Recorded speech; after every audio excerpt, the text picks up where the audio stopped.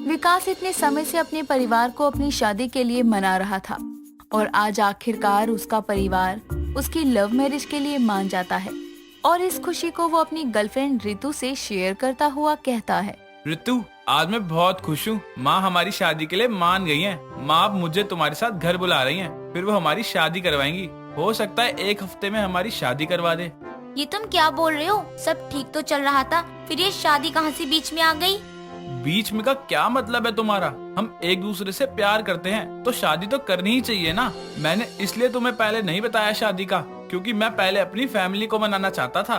तुम्हें तो पता है ना कि मेरे माँ पापा नहीं है, मैं अकेली ही रहती हूँ, तो ये सब मुझे करना ही पड़ेगा ना। और तुम बोल रहे हो कि 1 हफ्ते में शादी, ऐसे थोड़ी होता है। तुम चिंता क्यों करती हो? सब हो जाएगा। अच्छा, मैं यहाँ तुम्हें ये बताने आया हूँ कि कल तैयार हो जाना, मैं तुम्हें लेने आऊंगा। माँ ने बोला है कि तुम्हारा कोई नहीं है, इसलिए तुम्हारी शादी हमारे घर से ही होगी। और हाँ, माँ ही सारी रस्में करेंगी। बुरी फंसी रितु, इतनी जल्दी शादी और ऊपर से सास के साथ रहना है, ये सब तो मुझसे नहीं होगा। सुन लिया ना तुमने? तो कल तैयार रहना, मैं आऊंगा लेने। सामान पैक कर लेना अपना। ठीक है, कल शाम तुम 8 बजे तक ही आना। रितु विकास को आने की बोल तो देती है, लेकिन उसे विकास से शादी तो करनी ही नहीं थी। इसीलिए वो विकास के वहाँ आने से पहले ही भाग जाती है।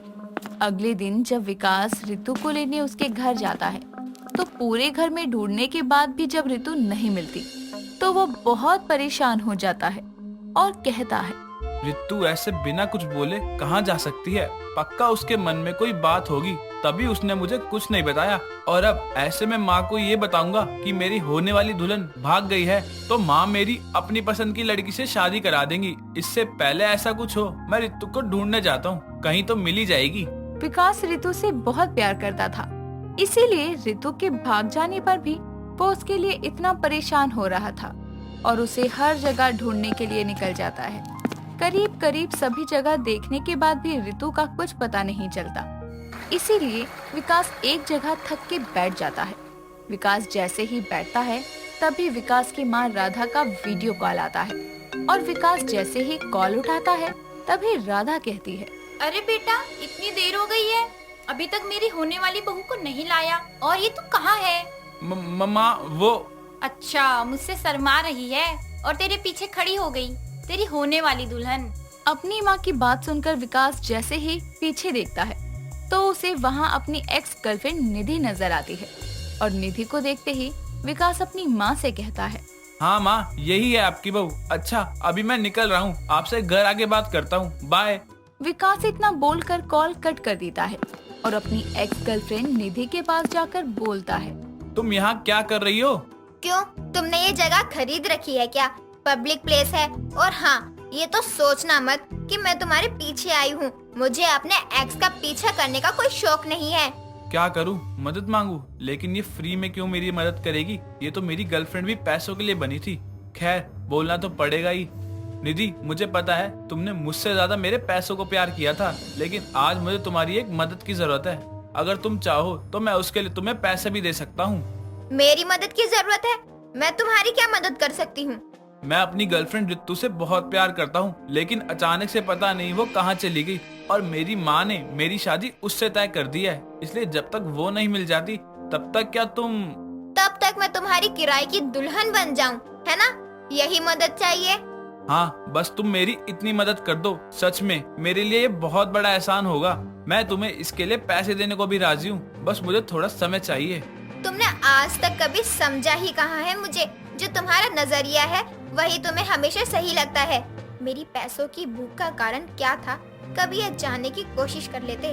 यार, तुम ये घुमा घुमा कर बात मत किया करो, जो बोलना है सीधा बोलो। कुछ नहीं, मैं तैयार हूँ तुम्हारी किराए की दुल्हन बनने के लिए। निधि विकास की बात मान जाती है और किराए की दुल्हन बनने की हाँ करती है। विकास निधि को लेकर अपने घर जाता है, जहाँ उन दोनों का स्वागत बहुत अच्छे से होता है। शाम के समय राधा को रसोई में काम करते देखकर निधि उसके पास जाकर कहती है, आंटी जी, आप क्यों काम कर रही हो? आप जाओ, आराम करो, मैं काम कर दूंगी ना। बेटा, तू अभी अभी तो आई है, थोड़ा आराम कर ले, बाद में काम कर लियो। अभी आई हूँ तभी तो आपको काम नहीं करने दूंगी। जब मैं नहीं थी तब आपको काम करना था तो समझ आता है, लेकिन अब तो मैं यहाँ हूँ ना, तो मेरे सामने आप काम करो, ये तो मुझे बिल्कुल अच्छा नहीं लगेगा। बेटा अभी शादी की शॉपिंग करने के लिए भी जाना है, 100 काम पड़े हैं, तू आराम कर ले। आप ऐसे नहीं मानने वाली हो ना। एक काम करती हूँ, मैं ही आपको कमरे में छोड़कर आती हूँ। निधि राधा को उसके कमरे में छोड़ने जा ही रही थी कि तभी वहाँ विकास उन दोनों को ऐसे देखकर बोलता है। ये क्या हो रहा है? और निधि, तुम माँ को कमरे में क्यों लेकर जा रही हो? निधि, लेकिन तूने तो रितु नाम बताया था ना, तो अब निधि क्यों बोल रहा है? वो माँ निधि, मैं प्यार से बोलता हूँ इससे। वैसे मुझे भी बहुत पसंद आई ये। अच्छा हुआ तूने मुझे मना लिया था शादी के लिए, वरना इतनी अच्छी लड़की तो मैं ढूंढ कर भी न ला पाती। अभी आई है और मुझे जरा भी काम नहीं करने दे रही है। ये निधि इतनी अच्छी क्यों बन रही है? किराए की दुल्हन है ये, सच की नहीं, जो माँ के आगे इतना अच्छी एक्टिंग कर रही है। बस एक बार रितु का पता चल जाए। चलिए आंटी जी, मैं आपको आपके कमरे में छोड़ देती हूँ। इतना बोलकर निधि वहाँ से राधा को लेकर चली जाती है। निधि ने थोड़े ही दिनों में राधा का दिल जीत लिया था। राधा निधि से बहुत खुश थी और निधि भी वहाँ जो भी काम करती अपने पूरे दिल से करती। विकास भी रितु की तलाश कर रहा था। धीरे धीरे दिन निकलते हैं, लेकिन रितु का कुछ पता नहीं चलता। कुछ दिनों बाद निधि अपने कमरे में फोन पर बात करती हुई कहती है, मेरे भाई के इलाज में कोई कमी नहीं रहनी चाहिए, मैं पैसे दे दूंगी, बस वो ठीक हो जाए। निधि की सारी बातें कमरे में आ रहा विकास सुन लेता है, जिसके बाद वो इस बारे में निधि के पास आकर पूछता है। ये तुम किससे बात कर रही थी और किसके इलाज के लिए पैसे चाहिए? तुमसे मतलब, तुम्हें तो वही सही लगता है ना जो तुम्हारी आंखों के आगे हो, बाकी सब गलत है। वैसे ये सब बात छोड़ो, तुमने बोला था ना कि मैं अगर किराए की दुल्हन बनूंगी तो तुम मुझे पैसे दोगे, तो मुझे पैसे कब दे रहे हो?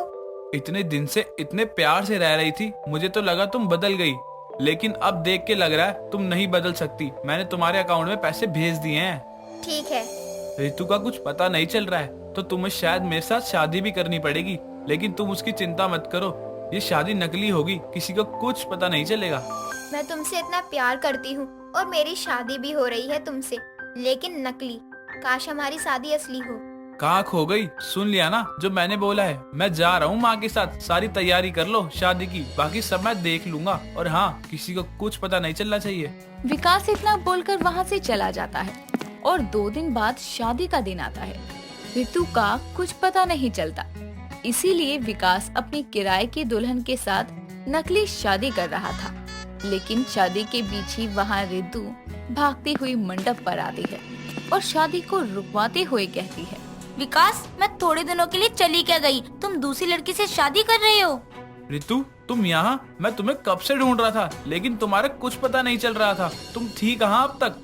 मैं बस इतना बोलना चाहती हूँ कि मैं शादी के बाद तुम्हारे परिवार के साथ नहीं रह सकती, इसलिए मैं भाग गई थी। और जब पता चला कि तुम शादी कर रहे हो तो मैं भागते हुए यहाँ आई हूँ।